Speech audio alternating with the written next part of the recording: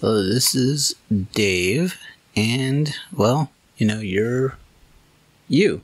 You're the listener, and you know what? I appreciate you. I don't know if I've said that enough, but I appreciate that there's those of you that are fans of this 1980s type format and content. And you as a listener, I appreciate you. I want you to know that right from the get-go. And what I'm doing is I'm going to continue on with a saga of content that I was thinking of doing as a series specifically for you guys. And what it is going through the Saturday morning lineup through the 1980s, and I already did the 1980 show, and so this show would be covering 1981. And what I also have been doing is, as the format from the last one, I just rambled a bit, actually quite a lot. So there's going to be more of that on this one. So this is another 80s Reboot Overdrive, and as we like to do at the beginning of this thing, or I'm the royal we, right? I'm alone again. I'm doing, the show without my co-hosts. They've got lives and they're busy, and it's tough to get, things scheduled with them, and it's no fault to anyone but our own.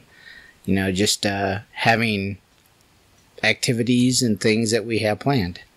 But, before I get too much into just my rambling, important to know that you are listening to 80s Reboot Overdrive, and we have this thing that we call a bumper, and we're going to insert that here. Sword of omens, give me sight beyond sight.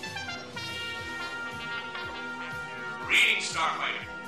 You have been recruited by the Star League to defend the frontier against Sur and the Kodan Armada. Get ready. Prepare for blast off. Hey, Doc, we better back up. We don't have enough road to get up to 88. Roads? Well, we're going, we don't need roads. Remember, no matter where you go, there you are. This is 80s Reboot Overdrive Podcast.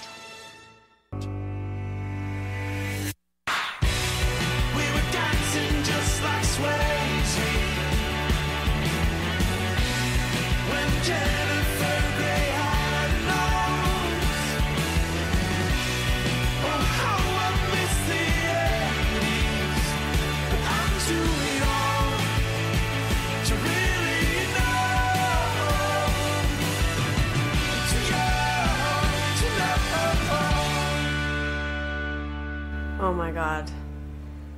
That is like so dated. And what I've discovered is that the way that I did that on the 1980 Saturday morning cartoon show, which I actually just recorded yesterday, you guys are going to be given a week break between posting of these episodes. So it's going to seem like I had taken a longer break, but I'm really just recording this on the tail end of the other one. But what I've discovered is that when I was playing the musical clips from 1980, what that was happening is that was giving through the speaker of my computer, and the microphone was picking up on it. So I've changed the setup a little bit, where I've got my iPad hooked directly up to the mixing board so that I'll be able to hit the clips from what I have queued up on my iPad, which I only have the first one up, so this will be a little hokey as I get a little further into the show.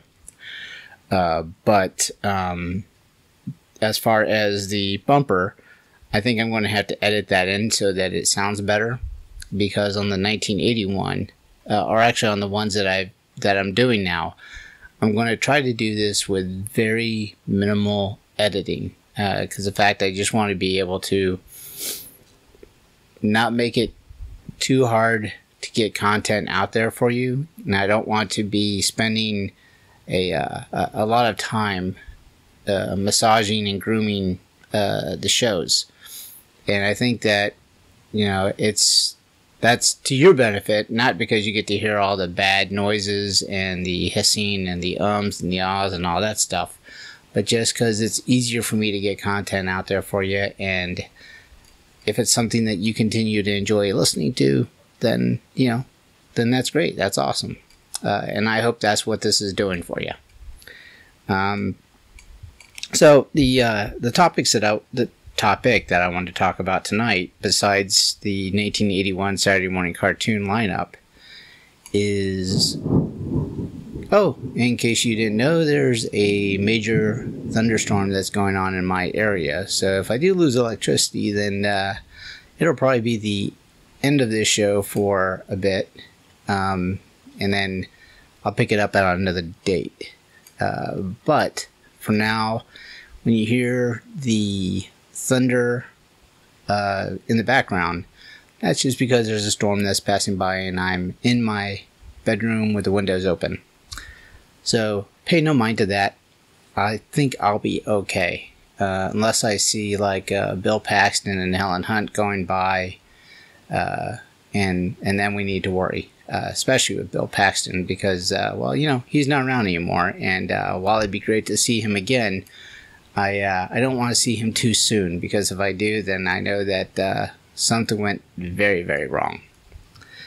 Way off topic now. Anyway, like I said, what I wanted to do was talk about the whole concept around, a little bit around me and how I was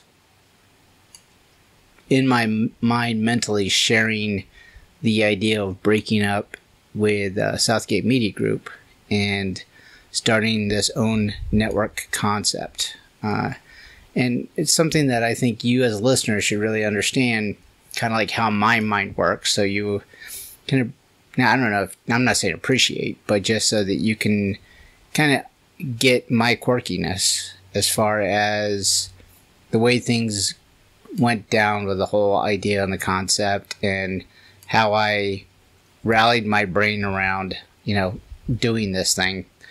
And maybe some shortcomings in my own mental capacity of releasing information to everybody. And I wanted you to kind of understand that, because, you've been along for the ride. You're, if you're a devoted listener to this podcast, then you kind of, for some reason or another, followed along. And I think that you, as my listener, you need to know that. You need to know what's going on, at least somewhat in my brain. Because, I've been, behind this wild, wacky podcast that you've been listening to. And anyway, you know what? Let's go a little bit on topic first, because you are listening to an 80s themed podcast and you want some sort of 80s content and you just don't want me to ramble. So what I wanted to look at was the Saturday morning cartoons from 1981, because we covered 1980 on the last episode. So as I did before, we're looking at the shows that would have come on in the morning, starting at 8 o'clock in the morning, and on ABC. In spring, we would have had Super Friends. CBS, you would have had Tom and Jerry. And then NBC, you would have had Godzilla Hong Kong Phooey. And that would have been 8. Some of them are 8 to 9. But Tom and Jerry would have been replaced by the Bugs Bunny Roadrunner show on CBS. So that was spring. In the fall of 1981, on ABC, you would have had Super Friends still. And at the 8:30 time frame, you would have had Heathcliff and Marmaduke. On CBS, you had Quickie Koala. And then at 8:30, you would have had Trollkins. 8 o'clock, you would have had Flintstones on NBC. And that would have been replaced at 8:30 by the Smurfs. So, honestly, in 1981, I probably still, like I told you last time, been watching Super Friends, but I don't want to bore you out with the exact same intros every single time. So I think if my mind started to wander away from Super Friends, I would have been involved in this specific TV or cartoon. Take a listen.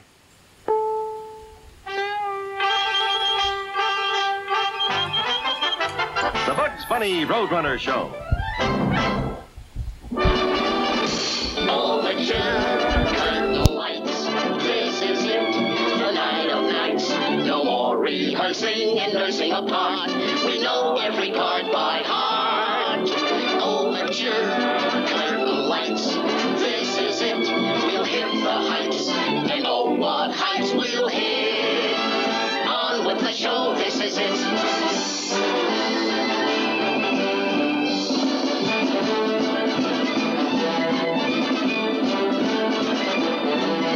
Tonight, what heights we'll hit. On with the show, this is it. Starring that Oscar-winning rabbit, Bugs Bunny. And also starring my fast-feathered friend, the Roadrunner. Meep, meep. Roadrunner, meep, meep. The time is up. Roadrunner, meep, meep. If he catches you, you're through. Roadrunner, meep, meep. The coyote's after you. Roadrunner, if he catches you, you're through. That coyote is really a crazy clown. Meep, meep. When will he learn that he never can mow him down? Meep, meep. Poor little Roadrunner never bothers anyone. Running down the road, his idea of having fun. Meep, meep. The Bugs Bunny Roadrunner Show. All right, so Bugs Bunny Roadrunner Show. I did definitely catch that quite a bit. There's a lot of great characters that I enjoyed in that cartoon. Definitely liked Elmer Fudd and Yosemite Sam. I remember that for some reason my mom had some sort of connection with Yosemite Sam. So much later in life, as you get older, you start liking certain things and collecting certain things. And for a little while there, a safe bet was if you had something that had Yosemite Sam on it, be it like a musical globe or something, or a t-shirt, that she would, or a coffee mug, then, that would be something that she would go for and would be a great gift to get her. But, then you get older and then realize you don't need all those that many knickknacks, and then she started downsizing, and then decided she didn't like Yosemite Sam anymore, or didn't want any more Yosemite Sam stuff. And then that was replaced by Eeyore or, Ty Beanie Babies, and even for a short stint, comic books. So my mom was definitely one of those people that checked in to collect things, but then she kind of checked out after time. So Yosemite Sam was definitely one of her go-to guys. But Bugs Bunny Roadrunner, just had a good time watching that one. I definitely loved just the hijinks of Bugs Bunny and him being kind of witty and smarter than most of the people that, he was plotted against. And I realize that I say definitely too much. So you guys have to start telling me that. Start telling me to stop saying definitely. Why do I do that? I don't know. Anyway, Quirks of Dave. So, that was, the 8:30 hour on CBS in 1981. And, the part that's going to get quirky here is the next time I want to queue up a clip, I've got to do that while I'm talking to you, so that way I don't have to edit too much. Like I said, I didn't want to. So let me quickly look to see what's coming up here on the next hour block, so I can kind of cue that up so I don't miss a beat when I'm talking to you guys. Ooh, that sounds good. Let's try that one. So what I want to also talk about is my quirkiness as far as giving information about our new network. And this was something that, we decided to do with Rose and Scott as far as starting this thing. And what had happened was, I'm one of those guys that I get in my head where I'm excited about something, and I have this mental energy where I'm like, you know what, I think that's a brilliant idea, but I put myself in the position where I doubt myself when I'm listening to other people. So when I start to float the idea about doing something like start my own network, or get together with a group of friends and start our own network, what I'll do is, rather than just go right out and say it, I'll hint around about it. I'm saying, hey, we're thinking about doing this thing. And a good example, and it's nothing against the love of my life. She's fabulous. But my wife, what I do is I brought up the nugget, that, this is what we're thinking of doing. And the immediate response I get is kind of the critique around the idea of why that might not be a good idea. And a lot of it is, that's a lot of extra work. You're going to be doing a lot of, where you could just have, get an episode ready to go, and then you send it over and then let Rob worry about it. And then you don't have to be worried about trying to maintain a website and all this other stuff and all the work that goes behind, bringing that content into the internet. You don't have to worry about all that stuff.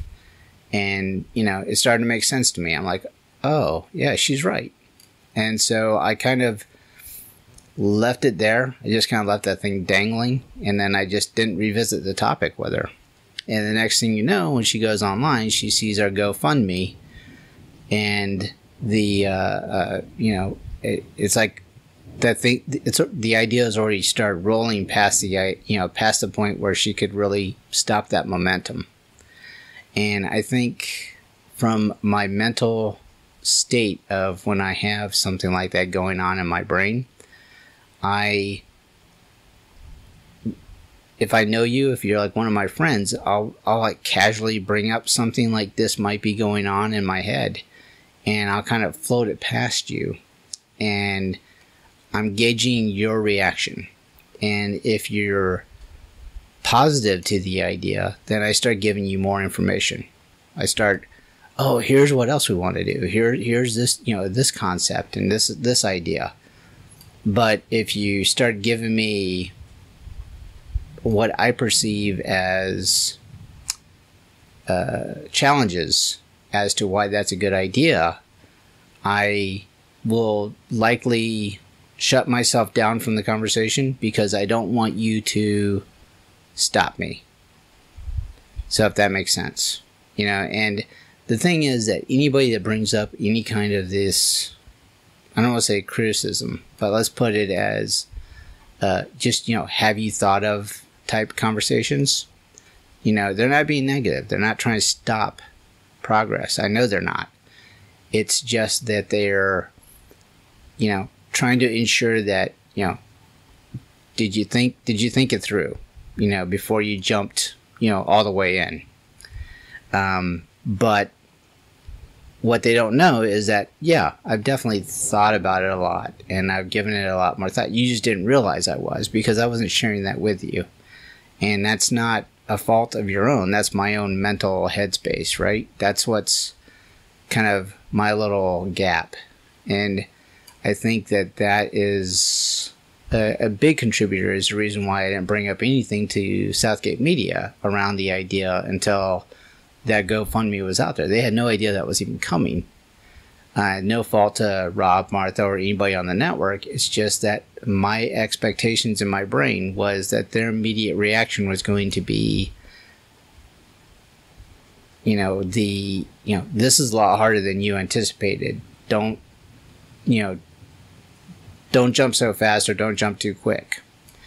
And I'll have to tell you right off the bat that the people that are running the network, or the people that are involved in Southgate, would never squash a good idea or squash a concept. In fact, they're even, helpful in, sharing that kind of content with everybody. So I don't think that they would have done it maliciously. And I don't even know if that, even saying that they would have even put together any kind of negative or, critique. It's just that I wasn't ready for somebody to make it mentally harder for me to go forward with it. So that's the reason why when we were trying to do this thing or try to launch this thing, I got onto what I'd call radio silence, because I wanted to nurture the idea. I wanted it to grow within my own brain and me be completely and mentally ready for anything that once it became a known thing, that I would be ready to just go forward with it and say, yeah, we're going to do this. And I don't care if it's going to be tough.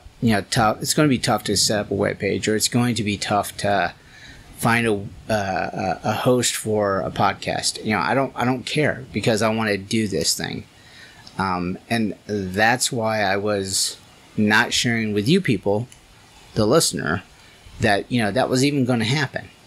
And, the thing is, when I finally did get a chance to talk to Rob and explain to him There's Some More Thunder, kind of what was going on in my headspace, I explained to him it was an ownership thing, and I'll talk more about that after the next part here that we're going into. So we're still in 1981, and now we're looking at the 9 o'clock hour for the Saturday morning cartoons. ABC would have had the Fonz on. CBS still had the Bugs Bunny Roadrunner show going on until all the way at 10 o'clock. Wow. And then still in the spring of 1981 on NBC, they would have had the Flintstones. When we got to the fall of 1981, ABC had the Fonz still going on. And then Bugs Bunny Roadrunner show now started at 9 o'clock on CBS. And then we still had the Smurfs that were on NBC at the 9 o'clock. And so that was going on at 9 o'clock. 9:30, ABC would have given us Richie Rich, Scooby-Doo, and Scrappy-Doo in the spring. And what else had changed?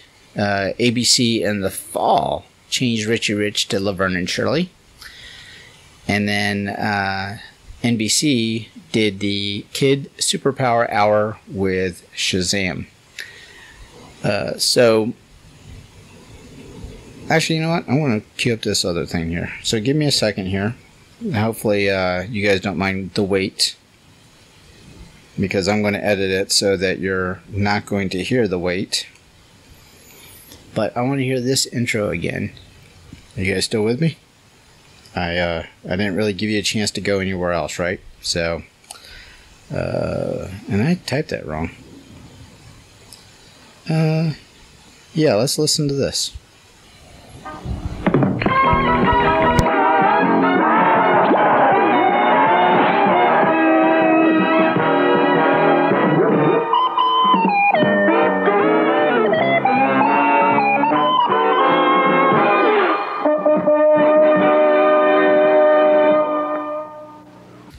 That was really kind of lame. What I was hoping for, the full intro, and that was Richie Rich, Scooby, and Scrappy-Doo.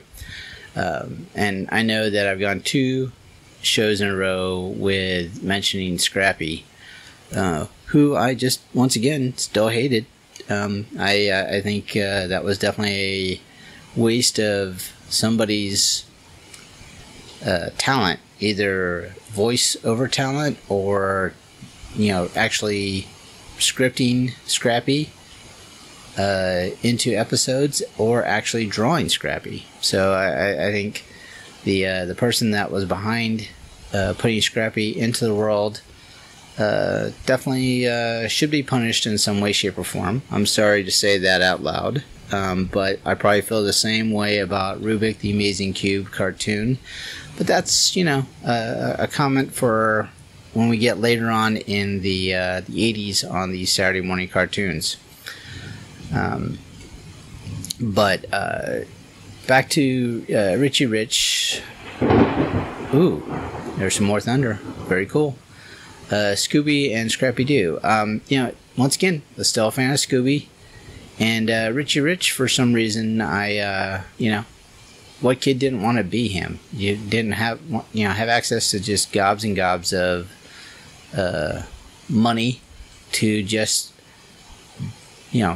have anything you wanted, and I think, that would have been a good problem to have. Do you have true friends, or are they friends just because of your money? Who knows, but, I'll just go lay in the pool and try to figure that out mentally. I don't know. But, those were fun shows back then. The one that I originally had queued up, and I never even remember watching it, was the Kids Superpower Hour with Shazam. So I was curious to hear what that theme song was going to be like. And maybe I will bring that up just so that I can see what that looked like and sounded like while you guys listen to the rainy day rainy evening that I'm having. Kid Superpower Hour with Shazam. All right, let's hear what this is about. Hold on.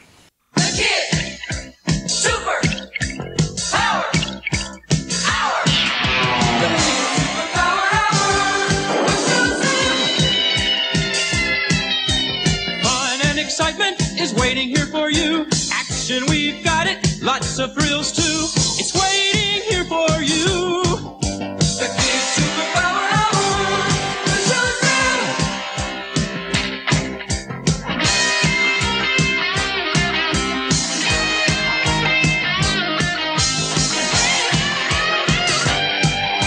The Kids Superpower Hour with Shazam.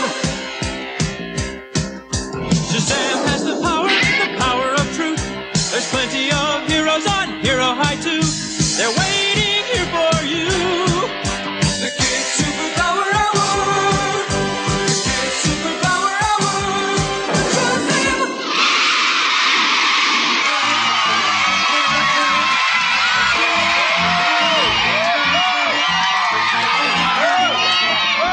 Oh my God, I don't think I've ever seen that before in my life. But if you get a chance to look up on YouTube, and you haven't seen that intro, yourself, queue up Kids Superpower Hour with Shazam. It reminds me a lot of Kid Video. There's a band, and they look very 1970-ish. Queued up, you'll get what I mean by that. But they're dressed like superheroes, but then they do like a lightning flash, and then they show the cartoon version of the rock band. And I don't think I know I've never seen that before. But I've got to tell you, I'm tempted to now look up the blonde that was Glorious Gal, because I'm curious now to see if there's other things that she may have been in, because I think I may have just fell in love with her. I don't know, but she's very likable. Yes, I've done that stupid joke before, so hopefully you're not tired of it. So that would have been our 9:30 hour for 1981. So what to talk about next? I don't know. Ramble a little bit more about the idea of Bonsai Retro Club. Once again, I've put that webpage out there like I told you guys that I did on the last episode. So hopefully you've had a chance to go check that out and follow the various social medias that's linked on the website. But if you haven't, something that we did on the website is the idea, since we don't have any podcast content and blog content out there, I wanted to put something that was quick and easy to give content to somebody that, makes their way over there and clicks through and looks at the 1970s, 1980s, and 1990s channel that has been created. And that's what I'm calling them. But they're essentially different web pages on that site.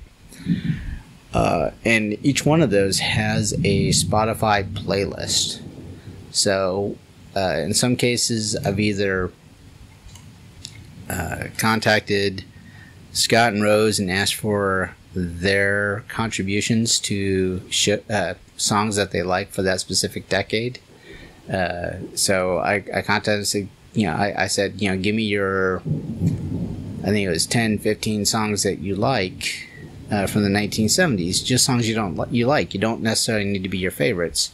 And we put that, like my 15, Scott's 15, and Rose's 15, made a playlist of all that. So it's linked on the website. So if you go to the website, you'll be able to click the Spotify playlist and listen to, the songs that we collectively like. And did the same thing for the 1980s and the 1990s. 1980s, I chose to focus that a little bit more and said, just give me songs that you like that were featured in a 80s movie. So there's some good 80s movie songs on those Spotify playlists. The reason why I'm telling you all this is because there's content to go out there for you 80s fans, at least on a playlist. If you go to the bonsairetroclub.com and click on the 80-something link, you'll see that playlist, for 80 songs. And then there's also a 90s playlist. So you've got, the 80s bookended, by those other two great decades, and playlists that you can go and listen to your heart's desire, or subscribe to those playlists. So, that's content that's out there right now. And there's another thing that I'm wrestling with that I might... Yowza. Yeah, that was loud. Wow. Okay. So another thing that I might do is, I'm toying with the idea, and since I'm going to say it out loud, I might actually do it. And the idea is a Amazon giveaway thing. I found this thing on Amazon that allows me to do a pre-purchase of like a thing, and then offer that as a giveaway. For let's say if it's going for 7 days, everybody that follows on Twitter, or plays a video or something along those lines, they could potentially win a thing.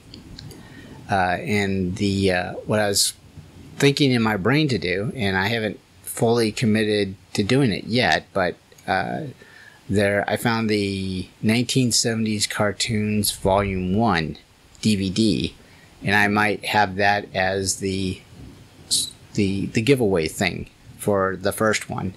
And I believe there's also a 1980s Volume 1, so I might do the same theme depending on how popular the original giveaway goes.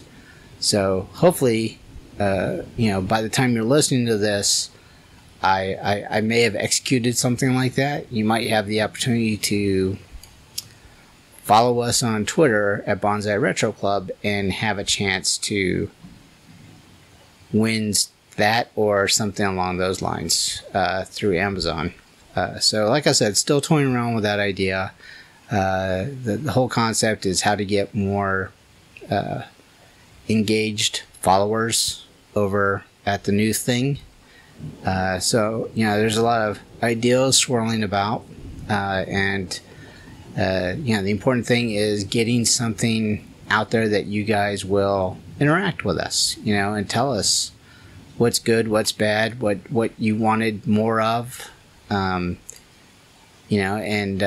hopefully, that's what we'll, if you're engaged with us already, for 80s Reboot Overdrive, maybe we can also have you doing the same thing for Bonsai Retro Club, at least on the 80-something channel. Alright, so our next block of time looks like 10 o'clock hour. ABC would have still had the Richie Rich, Scooby, and Scrappy Doo going on in the spring.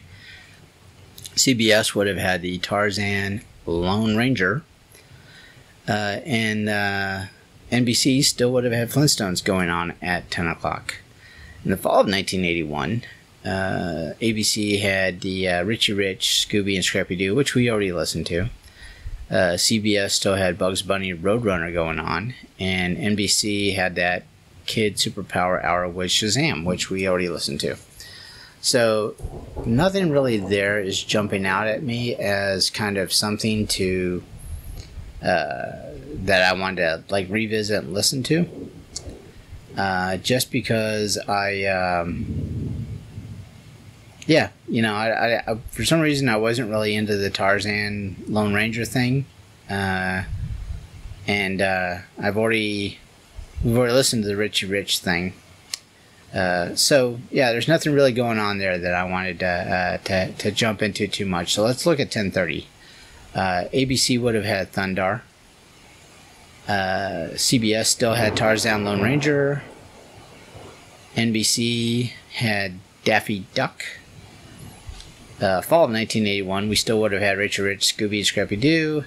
CBS would have had Popeye and Olive Oyl. And then NBC would have given us Spider-Man and Friends. So, let me bring up my iPad. And I did not queue up something, so give me a moment to do that. Because there's one of those that did catch my fancy that I think we need to listen to the intro. So, and of course, when you do a YouTube search for something and you want to just find the exactly what you're looking for, you find a bunch of other stuff. So give me a minute to... Alright, here we go. We got this going on. Let's try this.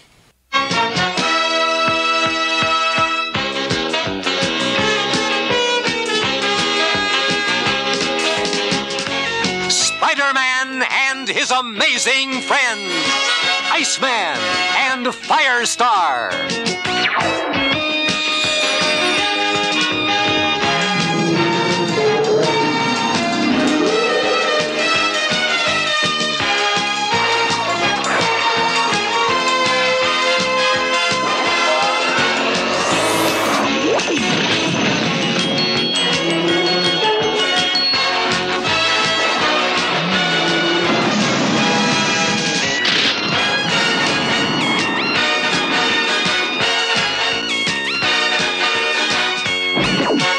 Spider-Man and his amazing friends.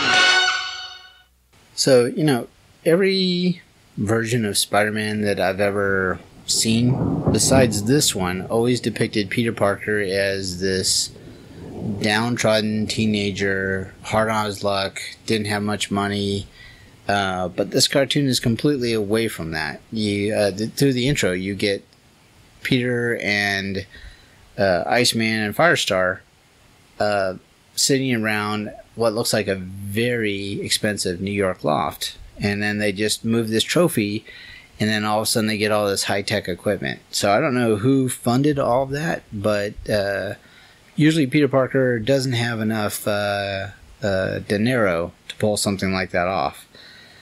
So I'm sure that the cartoon back in the 80s may have explained how he came across that much money to be able to do stuff like that, but I just don't remember the story too much, other than just remembering I liked that cartoon. I liked the grouping there. I've always been a fan of Iceman, whether it be I don't know what it is. It's just for some reason I've just always been a fan of him as an X-Men and comic book hero, and when you get him depicted in cartoons, much later in life, I also thought he was cool in the the versions of the X-Men movies that they chose to bring him in.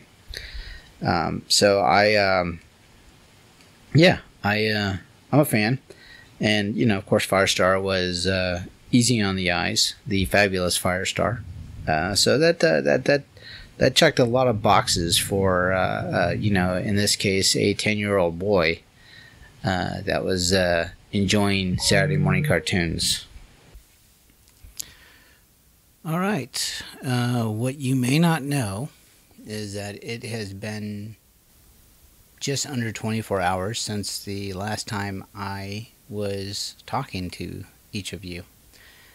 So what I was hoping to do was wrap up this episode so that it's just not hanging out there and being a thing for me. I had a really crappy work day. I mean, just really, not throughout, but just at the end. There's an event that happened that just was still rubbing me the wrong way. And I'm doing my best not to crawl inside a bottle of scotch just so that I can get my mind off of work. But it's, I don't want to go there. I mean, I do have my scotch here with me, but I don't want that to always be my medicine. I'm hoping that podcasting is going to get my mind off of it. But just situation at work just rubbed me the wrong way and on so many levels. I'm thinking that I might record the 1982 Saturday morning cartoons episode right after this one, and then I'll vent about that. Maybe we'll see how things go here if I'm in that frame of mind. And what it is just so that you guys realize that when I'm podcasting, there's a lot of times I haven't podcasted because I'm in a mood, and I don't want to bring that to this show. And I don't know if you've realized that or not, but there's one exception where I was emotional, and that was the Stand Up to Cancer type thing. But I've left it to my co-hosts or guests. If they choose to be emotional, I go along for the ride. But I'm not, I do my best not to be that person, because I've listened to other podcasts where people are like that, and I want to keep it a little more positive when I'm talking with you guys, just because I'm hoping that you agree with me that if there's a show that's kind of a downer, you kind of go, I don't know if I want to listen to this guy, and so I've purposely tried my best not to be that guy. But this thing at work, I feel like I need to vent about it, and it's either venting about it to this microphone, waiting until my wife gets home and just venting to her, which I've already vented to her on the phone about the situation, but it just, still kind of torqued about it. But like I said, I didn't want to leave this episode unfinished. So I wanted to wrap it up and maybe have a few more sips of my scotch, and then we will maybe go right into the Saturday morning cartoons in 1982, and then you'll get to hear a little bit more context around what kind of torqued me. But what happened was, the reason why I stopped recording last night when I was doing this 1981 Saturday morning cartoons episode, which you don't even realize that there was that long of a break, was there was a situation where I got texted by my boss and I needed to address something for work. And that kind of torqued me last night, but I'm over that. And there was a little more that went on in the background of that situation. In fact, I'll probably even tell you a little bit more about that on the next one. But right now, what I wanted to do is just finish up where I left off. And, we're talking about the cartoons of 1981. And where we left off was I just told you about my love of Spider-Man and Friends. So our next hour block was the 11 o'clock time frame, which is right before Saturday morning cartoons ended for the day. So in the spring of 1981 on ABC, we would have had Heathcliff and Dingbat. And then at 11:30, Plastic Man, Baby Plastic Man. And then on CBS, we would have had Popeye. NBC, we would have had Batman. In the fall of 1981, ABC had Candlepin Bowling. CBS was Black Star. And then at 11:30 on CBS, you would have had Tarzan, Lone Ranger, Zorro. And then NBC would have had Space Stars. So the one that I remember a little bit about, but not a ton, is this one. Give it a listen. Who's the sassiest, brassiest, classiest cat? Heathcliff! Who's got charm? Who's got warmth? Who's got style? You can bet he'll never get caught in the dog catcher's net. Heathcliff! Who's light on his feet, a whiz at the skies? Who'll steal a mackerel right under your eyes? Heathcliff! Here come his friends, a trio of creeps. Dingbat, Blah, blah! the vampire dog, Spare-Rib the skeleton, and that jack-o'-lantern of all trades, Nobody. It's the Heathcliff and Dingbat Show. So yeah, Heathcliff and Dingbat. And I want to let you guys know where my head's at with Heathcliff. Was I had this, let's say, aversion to Garfield.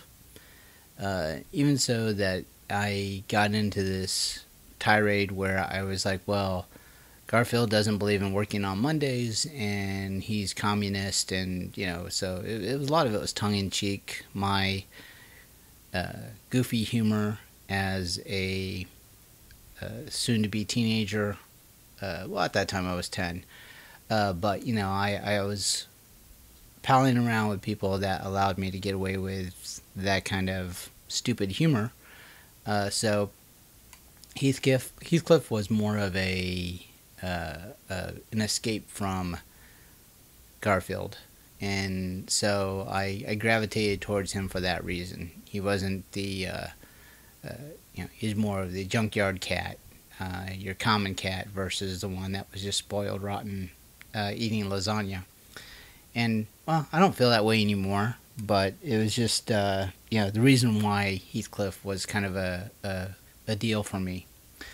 Honestly, I don't remember that much about Dingbat. I mean, I know I watched the Heathcliff cartoon, and I may have just thought it was typical dumb humor for a Saturday morning cartoon.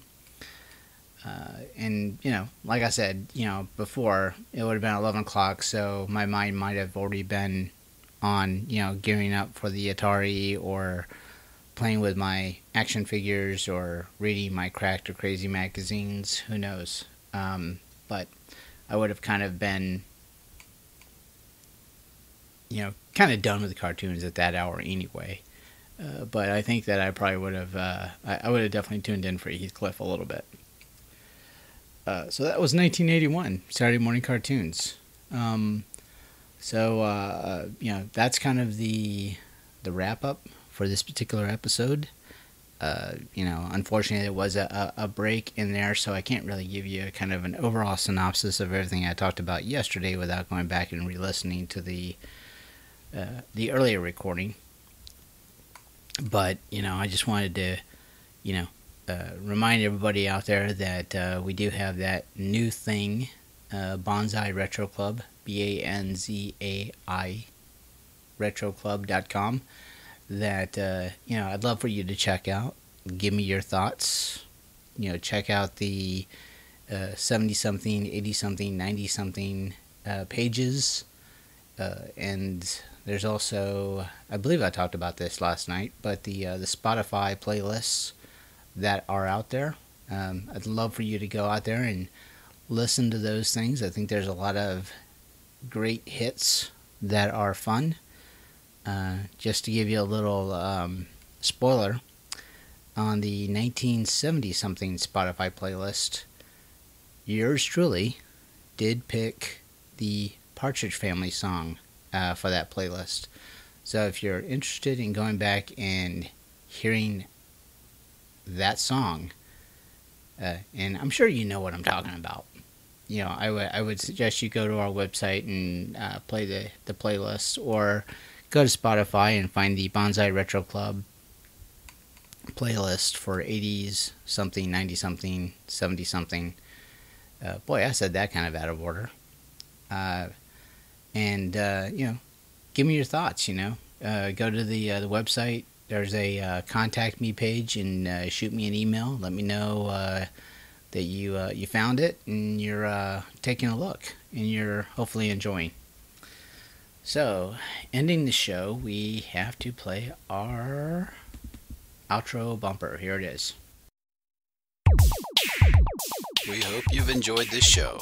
This podcast is part of the 80s Reboot Overdrive channel on Southgate Media Group. You can follow us on Facebook on the 80s Reboot group page. We're also on Twitter and Tumblr at 80s Reboot. We invite you to check out all the wonderful podcasts and blogs available at southgatemediagroup.com. And thank you for reliving the 80s. Yeah, I just don't know, guys. I don't know if I'm... I should just drink more scotch or jump into the other episode. Decisions.